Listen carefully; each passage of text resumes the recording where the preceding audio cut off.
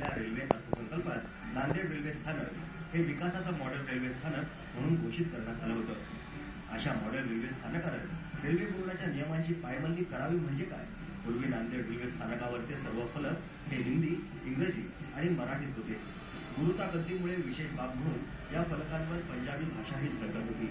त्यानंतर रेल्वे अर्थसंकल्पादरम्यान मुख्यमंत्री अशोक चव्हाण यांनी नांदेड स्थानकाचा विकास करण्यासंदर्भात ममता बॅनर्जींकडे गळ घातली। विकासाचं मॉडेल स्थानक म्हणून ममता बॅनर्जींनीही नांदेड स्थानक घोषित केलं।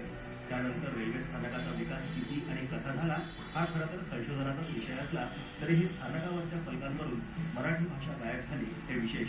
या घटनेशी अशोक चव्हाण यांचा थेट संबंध नसला तरीही नांदेड स्थानक हे विकासाचं मॉडेल असेल तर आगामी काळात राज्यातल्या सर्वच रेल्वे स्थानकांवरच्या फलकांवरून मराठी भाषा गायब झाल्यास आश्चर्य वाटायला नको। मनसेच्या कृपेने काँग्रेस सत्तेवर आली आणि काँग्रेसमुळे अशोक चव्हाण मुख्यमंत्री झाले। मनसेचा मराठी अस्मितेचा मुद्दा अनेक वेळेला गैरलागू असला तरी मुख्यमंत्र्यांच्या नांदेड रेल्वे स्थानकावरील ही बोर्ड मराठी भाषेत असायला कुणाचीच हरकत नसावी, कारण इथून पुढे सुरू होणाऱ्या आंध्रातील सर्व बोर्ड हे तेलुगू भाषेत आहेत। योगेश लाटकर, स्टार माझा नाम।